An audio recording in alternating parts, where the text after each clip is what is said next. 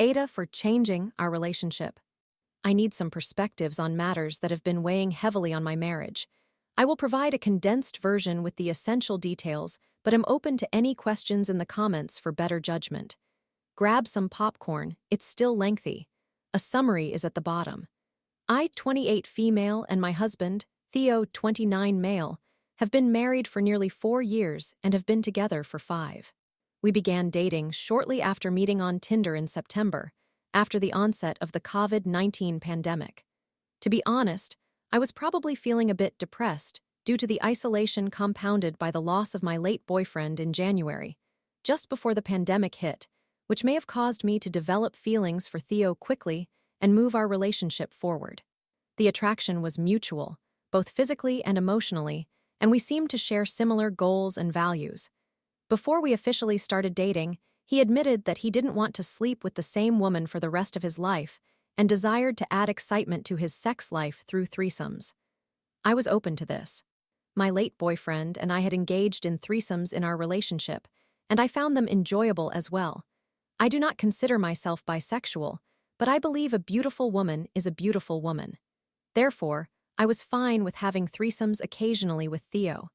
My only stipulations were the use of protection and no dating or relationships outside of our arrangement. We have had many women join us over the years. I was also allowed to engage with them independently, and he received intimate pictures and videos while he was at work. I am devoted to Theo and have had no interest in being with other men. I solely want him. Fast forward to November 2022, when a female coworker, Lee 30 female, was dumped. She had recently moved to the city and her boyfriend kicked her out. Theo had either the only number from work she could reach, or was the only person with a living arrangement from whom she could ask for assistance. We had a 2-bedroom apartment, with one room serving as our living room and office. I am not entirely sure. It was around bedtime when she reached out to him, explaining her situation and asking if he could provide her shelter. When he informed me about her request, I immediately said no and expressed my disinterest in having another woman move in. He went to pick her up despite my objections, stating we needed to be good Samaritans and help her. I was angry that he left despite my insistence, but I set up sheets on our couch and retreated to our bedroom. When he returned, he showed her to the room and introduced us. Of course, I felt sympathy for her given her circumstances. Later that night, I suppose she was upset and knocked on our door, asking if she could sleep with us, share the bed, and he put me in the position to decide. I surprisingly agreed, still upset but feeling unable to deny her request. I positioned myself in the middle of the bed. At some point, she began to grind against me, and one thing led to another, resulting in us fondling each other. I can't really describe it. I was partially asleep. I cannot confirm if Theo had sex with her that night when he woke up and recognized what was occurring. I acknowledge it was my fault for allowing that to happen, as he has used it as justification for some of his behavior over the following months. We began regularly having threesomes with her. It was convenient since she was just in the next room and fit Theo's type, petite and blonde. I am black and have a curvy figure. I did find myself envious throughout this arrangement, as threesomes were intended to be an extra enjoyable experience, yet they swiftly became our primary means of intimacy. Weeks would pass before he would have sex with just me, while he would be willing to engage in a threesome every few days, sometimes multiple times in a day. He began inviting her on our date nights or agreeing when she asked to join us for cuddling when we were already getting cozy before bed. I spoke with him numerous times about how I felt regarding all of this and that it seemed like boundaries were being crossed and he needed to cease involving her in our relationship. He claimed he would address it with her, but he never did. Lee was only supposed to stay with us for a few months to regain her footing and save for her own place. Both Lee and Theo are in skilled trades. At the time, Theo and I were also trying to conceive. When I got pregnant a few months later, they discussed, while I was at work, they were home alone since work was slowing down for them in winter, the decision that Lee would permanently live with us to alleviate some of the household responsibilities and assist with the baby. I was furious with Theo when he revealed their decision without consulting me first. I completely lost my temper. Lee could overhear our argument from her room and wisely chose to remain out of it. On another occasion, after he dropped me off at work, he assured me he wasn't sleeping with her in my absence, but I returned home that day to find they had, in fact, slept together. Again, I erupted with anger. Lee was crying, unaware that I was uncomfortable with their sexual activity, and I was angry with both of them, but I explained to Lee that Theo was the one who betrayed my trust. In the months that followed, we were continuously fighting. I often complained to Theo about Lee eating my groceries, especially since I was pregnant and the sole breadwinner at the time. They weren't even handling chores while I was at work or caring for our dogs. He would frequently leave home to run errands with her and leave me alone for hours. When I expressed my anger toward him, she would take his side and call me names for how I was treating him, and he said nothing to defend me. I was foolish for being a doormat and expecting my husband to support me. He never did. As my work hours decreased and theirs picked up again in the summer, he would take her out every couple of weeks for team dinners with another colleague. I was often invited but declined as it felt more like a gathering for work friends. Then, one Friday, I inquired whether I could join, and he told me no. I thought nothing of it initially, but it made me curious why the invitation was not extended this time.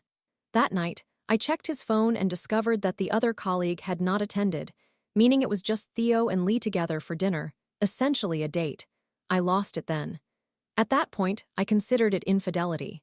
He was actively cheating on his pregnant wife with a woman who struggled with addiction, whom he had moved into our home without my consent, and that day marked the beginning of our endless fighting.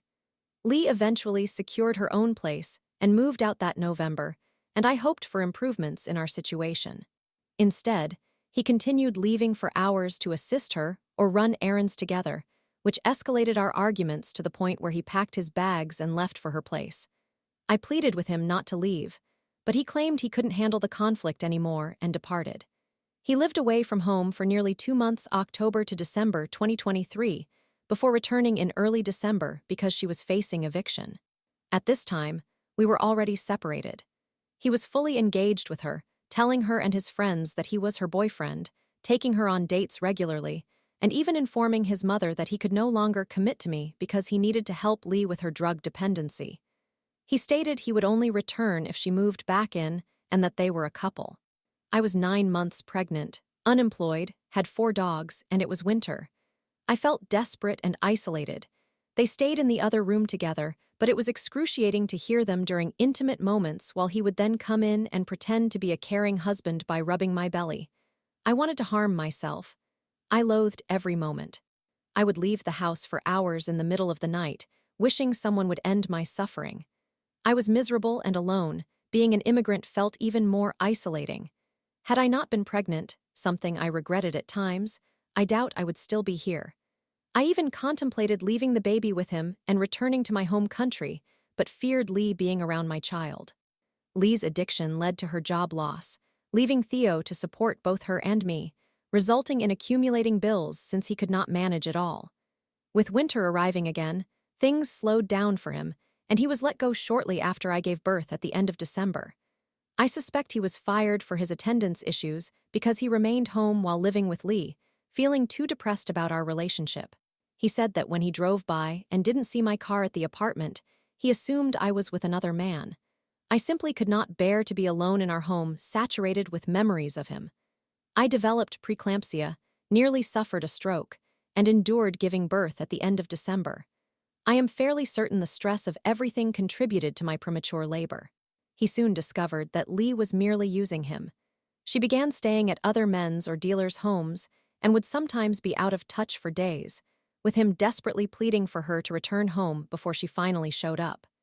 This situation also depressed him, and he grew increasingly frustrated and fearful that this addict was around me and our baby, lying to him constantly. Eventually, he became annoyed enough to end things with her, but he needed a mental break and temporarily moved back to Romania for 2 months, leaving me and the baby alone in North America. He returned in April, but I was preparing to move out since I could no longer afford to stay there.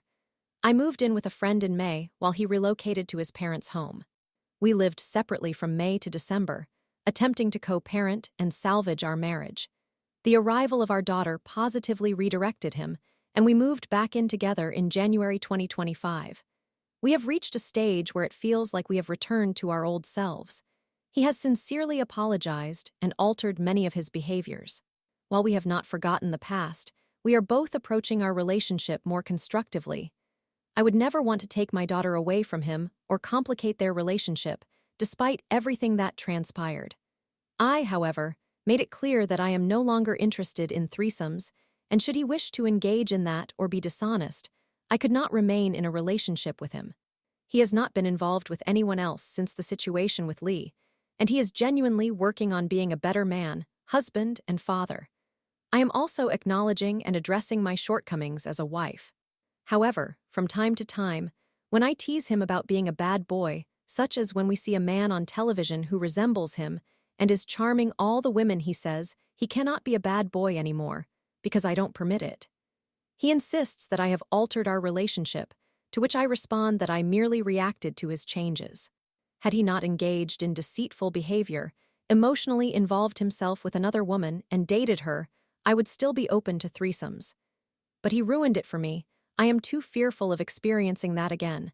I almost harmed myself, and I cannot allow myself to reach that point again. So, Reddit friends, am I the antagonist in this situation? Summary. My husband and I used to engage in threesomes until he moved his coworker into our home, initiating a pattern of threesomes with her until he developed emotional ties and began cheating on me, ultimately dating her and moving out. We have repaired our marriage, but he claims that I altered our relationship because I am no longer willing to have threesomes, and he does not want to partake in that if it means losing me. Am I the antagonist?